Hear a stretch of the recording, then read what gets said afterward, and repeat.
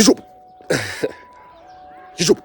Guys, tell me Zimbabwean YouTuber that you know, an intro yo, a famous one famous YouTuber, an intro yo. Tell me Indiana, not YouTube. YouTube. So guys, basically what I'm gonna do now is I want you to screen record this intro, and then I want you to go and post it on your IG and then tag the owner of this intro. So I know YouTube. It's a boy, the Kasi boy. Go and take him. So I think a story at what repost. I need this YouTuber. Anyone who's gonna get the post, I'm gonna give you how much? Let me just say a young $20 nyana. Yeah, a young $20 nyana. Or if you are in South, a young 400 rand nyana. Yeah. Kanamaka wanda maybe $10 each or 200 rand. I don't have mine right now, but yeah. If you go and tag him on IG, I'm gonna do so, I promise. Go and tag him and go and tag me also on IG. My IG is praise_dude or praise makara. You'll find me there. My DP rank rekamon to my 6-pack. So anyways guys, basically that's not the topic for today. The topic for today is anyways, before we get into today's topic, let me show you my little sister Uchkoro, and then we continue with the story, because you all know with the last vlog or the last time that I went to my sister's school, I promised her that if you come home number one, I'm gonna buy you an iPhone, and then or I'm gonna take you to South. If you all still remember, I'm promised I will talk at number one to you. I'm gonna buy you an iPhone, and I'm gonna take you to South.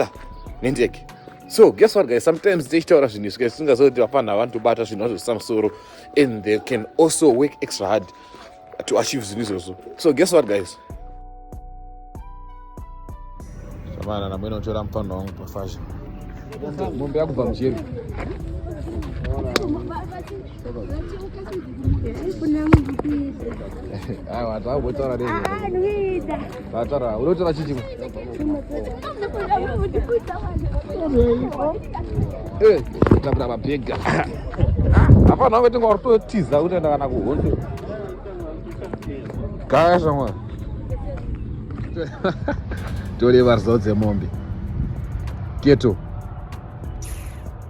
Ndakutokera namba 20 ndovanda kutengera phone. Waita namba. Yo waita namba 20.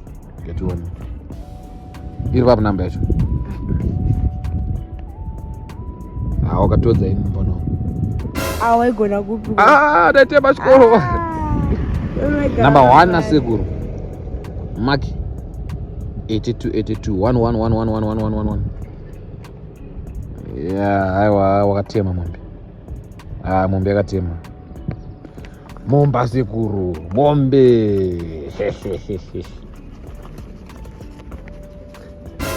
Aiwe. Momba sekuru, mombe akatema namba. Ketu sekuru awa, ketu ite tiro kuti. Iwewe. Chakutengera something. Nganditi phone. Amafoni asikuwanika soso. Ainowanika. Ngeni kukuradza chazokutengera next week. Next week. Pane chandira kukutengera next week. Surprise. Achitaurike nekuti surprise inotaurika kwandiri yangu inotaura. Aiwa aitaurike, tanokutsvagira ichocho chinokwira kana ndege pano chakapenga ichocho bofutika saka bo icho momba sekuru keto hadi wakori kuVictoria Falls wanga uri kuVic Falls ke saka problem yako iri papi? Problem yangu pazviri kuti nefoni yangu ketu kuudza mudhara vatipe mari telefoni wakandipromisa sazvityi wakandipromisa laptop munomutanga watengerwa foni laptop aina dhiri mfana zvese zvine basa but nomutanga nefoni ndio sazvityi pano watenga bhuku racho atakutosunga memanje asi pesa dzuka kwasara munhu ziya ndiri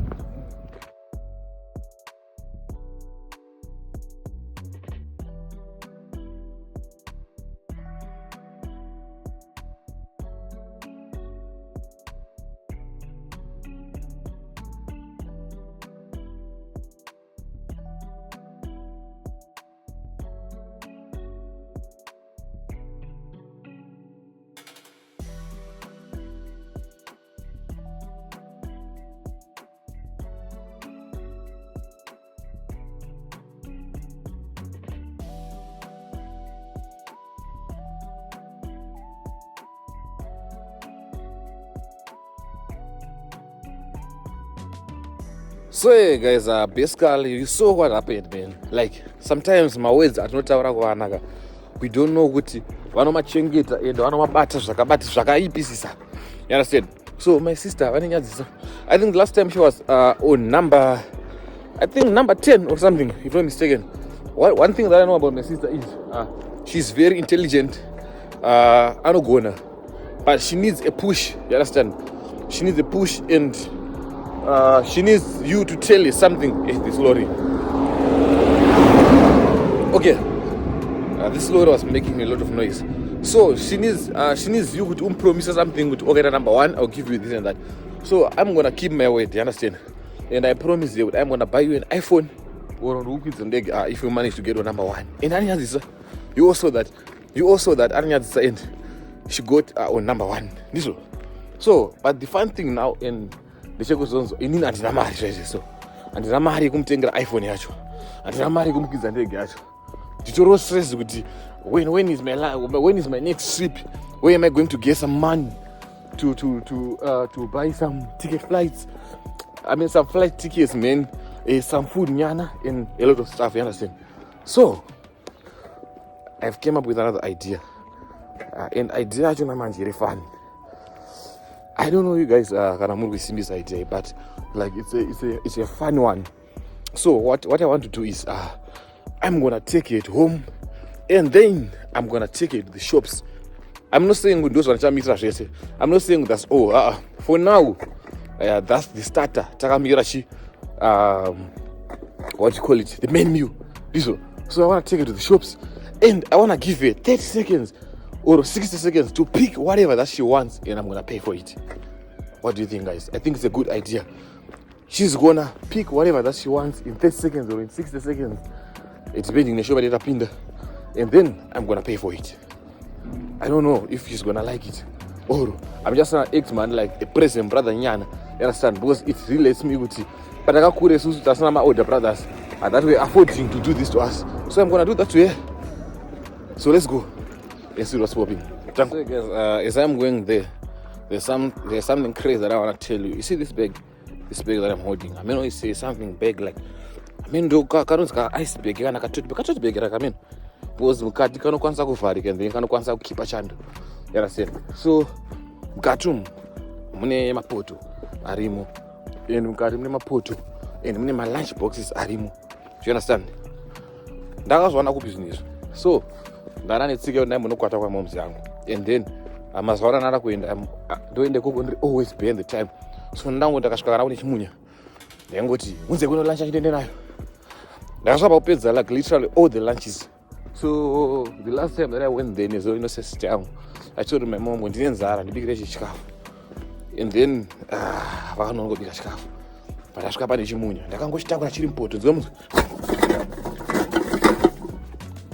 I was driving this other car, so I was like, ndakutoenda nacho ndipe lunch, vakandinyima lunch. So mchembere yangu akuita system yonyima lunch boss, handisi kudzoka lunch madeni, ndiri kurasa nyaya kusada kusuka lunch akangobata mazifuta, and then kana yangogarisa ongoti amayasa achada zvekuisuka uvarasa. So now ndikuenda nechibhegi chakazara malunch awo, ndikunodzora malunch awo because ndanzwa ndinonyima malunch. Ameno machembere, amenoenda machembere. Why? Machembere ane maproblem nevanhu when it comes to the lunches nematapa way. I don't know much. Why? But anyways, today I'm returning the lunches, and then ndonokwata futi. You understand? Izo zafuti misa bakwata. You understand? He's not gonna stop us bakwata. Nozora malunch, apedza lunch kudzora malunch toda kwata futi. Yo guys, ndadoneta mino kusajera kufambira not. Ndadoneta ndakutofemereke kwachivhayo. Pamwe masenze mari. Lord, if there are the signs that you are showing me, I'm ready. Boss, ndadoneta. Papa didn't bangwa. Anyways, guys, my sister, she don't know about this. It's a surprise. I want her like to shop everything that she wants in 1 minute. 1 minute to show me, guys, and 60 seconds. 60 seconds to 1 minute. 30 seconds to show me. In 1 minute. I can depend. Chakati. I want to see the brains against the shine. The brains against the shine for the cases. The bill 6-pack. Rima super. The bill 10-pack Rima noodles. The bill 5 packs Mazepe. The bill Aurona antora zvinhu makatoni here ma 6 packs achandipewo 2 mazepe 2 mastambo. I want to see how intelligence is. Rakuona intelligence yake. Ini ndakanzi tora chinhu chaunoda kadonongoti chokukesho pese mundipe. Because ndanzi tora chinhu chaunoda. So akunofunga zake dzinodhonza zvakaita sei zvekutora zvinhu at large here kana dzinofunga a small. She's still grade 6, like she's just a kid. She's just a girl, man. She's just a girl. Let me see what anofunga zvakapaka. So that's the other way of making her intelligent. So let's go and see what's popping. And I'll show you Kandana. Let's go, let's get it. Ndipo kaiti. Iwe. Ndipo. Ndaipi. Ndipo. Ndaipi. Nani? Mama. Ko wayangu iri kuti. Sadaro mombe. Ndipo. Ndipo. Wataona kudza muchimbiro mari ndiani? Andina. Kuende usina kaudza mari ndiani? Andowadzisa kudzana. Wanda sei? Andichivharo chemirinda. Muchemberi ndechebhaketi yezvo. Chemirinda chidiki chama. Saka munhu akakupa mari yako yaari kuona vhidhiyo anonzi Bori. Anonzani? Bori. Ita kuti Bori wakapenga. Bori wakapenga. Shout out to you Bori. Shout out to you Bori. Unopedza masports Bori. Unopedza masports Bori. Saka mana mombe akapuwa mari yake naBori. Bori mari yako ishi yawakapa mombe ishi. Ndakuipa kumuridzi wayo usho. Ishi mari yako shamari. Saka mari iyoyo maritika. Imari yako yo handika. Yauchashandisa iyoyo wega handika. Apa patiri kwatiri kuenda kuzoti kuenda kuti. Patiri sei? Tikuona unete. Andisi. Asira. Yo funga kwako tikuona unete mari yose. Andisi. Ndasi. Unati. Andisi. Auziye? Right. Uchanoona kashi. Asi kufunga kwako right, kufunga kwako. Ngakongo. Nifunga kuti kuri live musician. Une live musician? Ina nsimo nemagitari ngatifambise todzoka sadza rapora. Nondra utokwata wini. Une live musician? Right. Don't worry. Ndokuudza manje anzina momzi. Takupisa nemwe momzi wechembera anza chakupa mimba gokuramba. Machembera anga ikufunga ngodanana. Amati nasambura zemari. Vanodhuma ukozonaka. Ne vanhu vaikufunga zitini muzonaoka. Kana niwe shamari munhu akutadza unofamba nesiti yake. Vanopenga uzonaoka. Dzakambodai. Nayako mana munhu utofambira nekasista kake anzi vakutofunga pamwana kudanana. Alright. Sasa ranchira nzozonzo iwewe. Chaenda kushop andika. Chaenda kushop. Uchanotora chi? Zori kuda. Saka iwe uri kutora chi? Yo. Alright, iwe uri kuti pinde shop ipi? Yeah.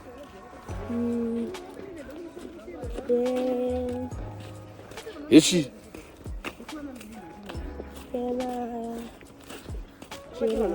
Yamachi? Kuroka kuna mashopi mpana unopengera. Iko kuna Rosemary. Kuna Rosemary. Kusalina ndikamburi tacho. Oh. Anita mari majewelry achina ku shope kuna Rosemary. Seo kuna Rosemary ne shope majewelry asingaziyeni. Iri munyama wako. Alright, anda mari majewelry. It depended kuti pakakuita zvakadzikisa. Alright. Sake usadza shope majewelry ranechikafu. Majewelry. Majewelry. Chap chinopera for one day and then the jewelry lasts for long. Oh. Bombo no. Andi. Mazvinzi kakaizika. Asarudza majewelry musikana. Reason yake yekuti chikafu chinopera one day. Jewelry will last long. Sure Keto? I'm sure. Sure? Yeah. Alright, Andi. Let's go. Shops pachona. Nemombe. Tiri kuziya kune shop yacho. Indoswera panapa. Patina kuziya shop yemajewelries. Jewelry shop here. In Zimbabwe. Oh. Iwo ngori kukwenda kunonzi chikoro tena napa. Iwo ngori kwako kusango kumushoko unoziya shop yemajewelry. Kumusha. Kumusha kwatola. Sure. Alright, anditiona shop yacho. Mombe yatenga jewelry. Ndaidi selekta zori kuda mombe yabva yapusa mushop. Andisanga chungara. pane zvimwe zvisina musoro kana keto handitoni varatenga vatenga chi necklace machi ma-earrings ma-drip socks sauro dripika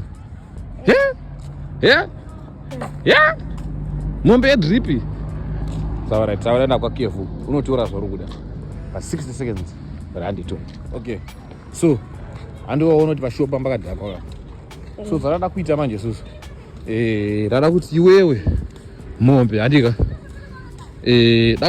dakupa 60 seconds 60 seconds handira kupewo ona muri adzikutisana wezi 60 seconds handira kupa zodorera sei handisuppose kuti iwe usadza zvauda kutenga pashop for 60 seconds handika right manje tasvika pashop pakazara saka iwewe zvandauda kuti uite manje ndira kupa 60 seconds kuti ugotaura zvinhu zvauri kuda kutengerwa then kana wataura zvoda kutengerwa chakakulita mari yacho mandakupa zvinhu zvauri kuda mushopu tomboti uri mushopu iwo handika iwo chafunga kuti uri mushopu saka iwe unofunga zvinhu zvese vaya musoro mwako nikochizvitaura kana wapedza kutaura zvinhu izvozvo unotova takakulita mari yacho mandakupa shopu yechikafu shopu yechikafu saka totanga mira ndichange ndichikaunta saka mira tono vhidhiyo rangu risvike apa in 5 4 3 2 1 0 15 ma Freemax $50 ma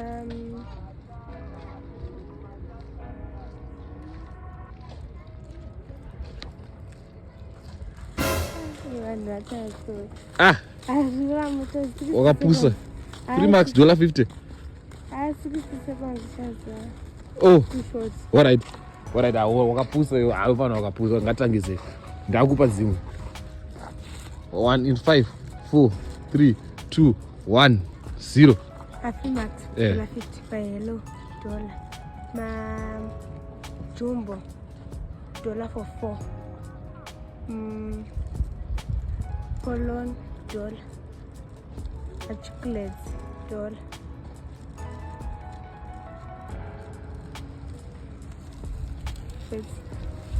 yeah guys muona mombe yenyu yakapusa kai ayo ndondifunga zvese ndo challenge yacho ka ndipe manoodles watononoka 6 zakwana asati zakwana alright saka tichacalculate $1 ma Freemax $50 unogoranda off sei aiwa ushandise mesi dzako panapo alright $50 ma Freemax plus $1 ma chocolate $2.50 plus $1 ma yellow $1 kupi anda coin ma yellow ondivhare alright plus ngatimboti coin so tika 50 cents kasara kaka saka ya mari $3 plus $1 rechocolate $4 andika chichimwe futi aiwa kumana 6 seconds dzakwa alright saka $5 maona mombe yenyu zvaitaura kai ndozvega zvataura mombe saka tichamupa $5 dzake semunhu akapasa akaita number 1 alright saka next time akaita number 1 oda chii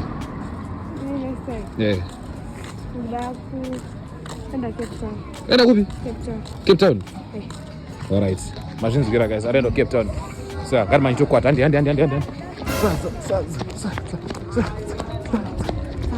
saka mana again chipa mombe mari yake gendero ndine $5 yake